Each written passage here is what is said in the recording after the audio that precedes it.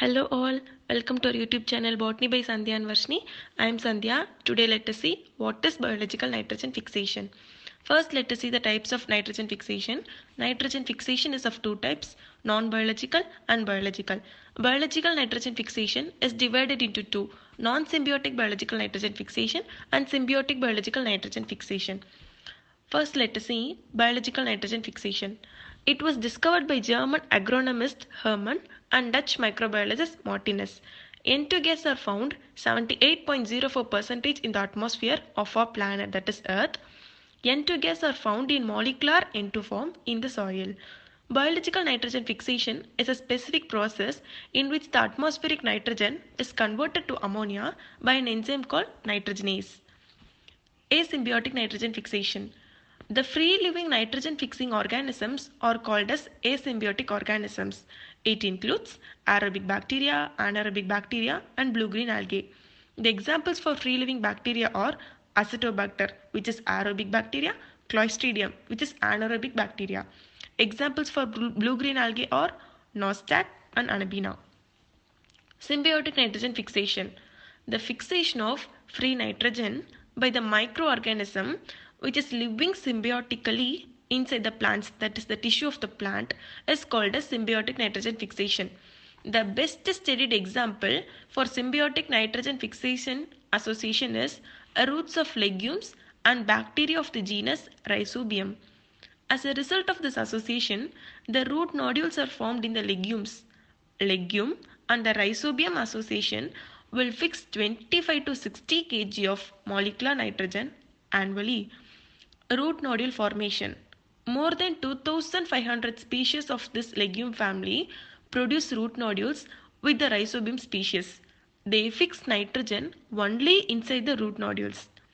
As a result of this association, the plant will provide food and shelter to the bacteria, and the bacteria will supply fixed nitrogen to the plant. Nodules may bury in the soil even after the harvesting and it continues its nitrogen fixation. Let us see the formation of root nodules briefly. Actually, the root nodule formation involves a sequence of multiple interactions between the rhizobium and roots of the host plant. The first step is rhizobia will multiply and colonize the surroundings of the root and it will get attached to the epidermal and the root hair cells. Now, the root hair cells will curl and the bacteria get inside the root hairs. An infectious thread is produced carrying the bacteria into the cortex of the root where the initiation of root nodule formation takes place. Now here the bacteria is released from the thread into the cells which leads to the differentiation of specialized nitrogen fixing cells. This specialized nitrogen fixing cells is called bacteroids. Finally, the root nodules are formed. Then the root nodule establishes a direct vascular connection with the host for the exchange of the nutrients. The nodule contains all the necessary biochemical components such as nitrogenase and like hemoglobin. Here, in the presence of the nitrogenase, the atmospheric nitrogen will convert it into the ammonia. And here the miracle happens. Actually, the enzyme nitrogenase is very highly sensitive to the molecular oxygen. To protect this enzyme, the nodule contains an oxygen scavenger called like hemoglobin. It is very interesting to note that these microbes live as an aerobes under the free living condition. But during the nitrogen fixing events, they become anaerobic. As a final, the ammonia is formed.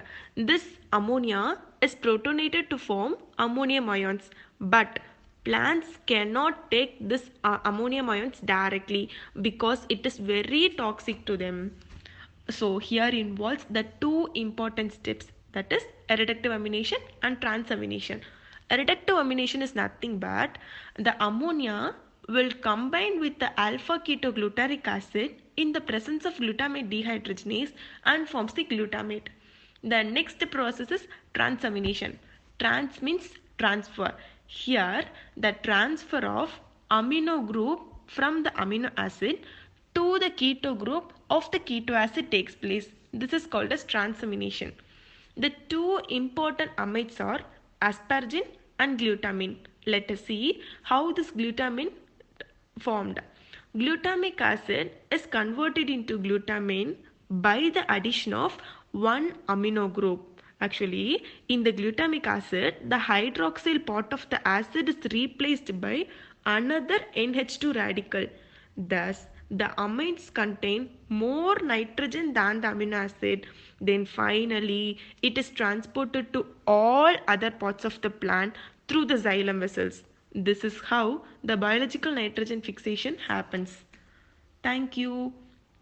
Please like and subscribe to our channel for regular updates.